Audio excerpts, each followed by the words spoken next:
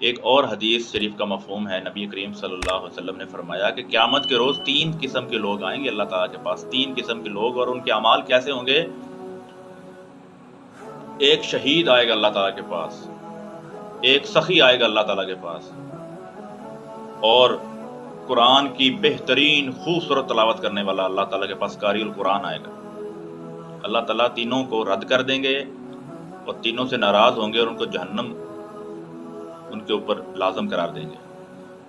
پوچھا گیا یا رسول اللہ صلی اللہ علیہ وسلم یہ بڑے نیک اعمال ایسا کیوں ہوگا؟ آپ صلی اللہ علیہ وسلم نے فرمایا، آپ کے فرمان کا مفہوم یہ ہے، جب سخی کو اللہ تعالیٰ کے پاس لایا جائے گا تو وہ یہ کہے گا کہ اللہ میں نے تیرے نام کے لیے سخاوت کی اور لوگوں کی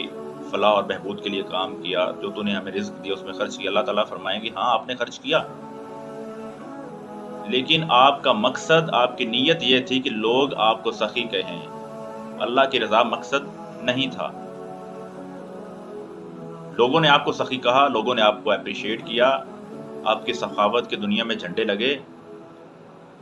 آپ کی بڑی مشہوری تھی، آپ بہت بڑے سخی تھے، لیکن آپ کا مقصد آخرت نہیں تھا۔ دنیا میں آپ کو سراہا گیا، آپ کی یہی نیت تھی، آپ کو سراہا گیا، دنیا کا بدلہ آپ کو مل گیا،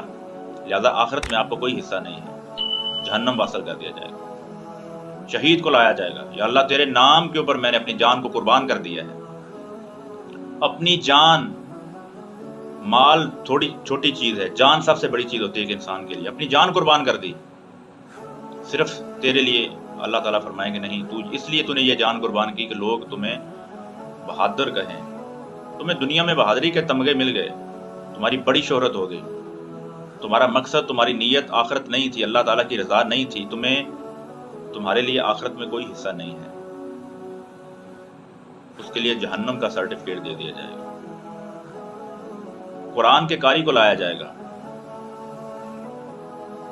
اور فرمایا جائے گا اس کو بھی جہنم میں پھینک دو۔ وہ یہ عرض کرے گا یا اللہ میں نے تیرا قرآن پڑھا، تیرا قرآن لوگوں کو سنایا، فرمایا تو اس لیے قرآن پڑھتا تھا کہ لوگ تیری آواز کی تعریف کریں، آخرت تمہارے سامنے نہیں تھی، تمہاری نیت میں اللہ تعالیٰ کی خالص رضا نہیں تھی، آخرت آپ کے سامنے نہیں تھی، آج کے دن کی نیکی، آج کے دن کی بھلائی تیرے سامنے نہیں تھی۔ دنیا میں تم فیم حاصل کرنا چاہتے تھے، شہرت چاہتے تھے، تمہیں دنیا میں شہرت مل گئی، شہرت کے جھنڈے لگا دیے گئے، شہرت کے تمغے تمہیں دنیا میں مل گئے، وہی تمہارا حاصل تھا، وہی تمہارا مقصد تھا، دنیا میں مل گیا، آخرت میں تمہارا کوئی حصہ نہیں۔ اس سے بڑے بڑے اعمال والے کتنے نیک لوگ ہیں آج۔ نیت کو درست کرنا ہے ہم نے، نیت درست ہو گئی، چھوٹے سے چھوٹا عمل بھی قیامت والے دن ایک احد پہاڑ سے بھی بڑا کر دیا جائے گا اور اس کا وزن بہت زیادہ کر دیا جائے گا۔ نیت میں فطور ہوا، خالص نیت نہ ہوئی، اللہ کی رضا مقصد نہ ہوا، قیامت کے دن بہت بڑے بڑے اعمال وزن زیرو کر دیا جائے گا۔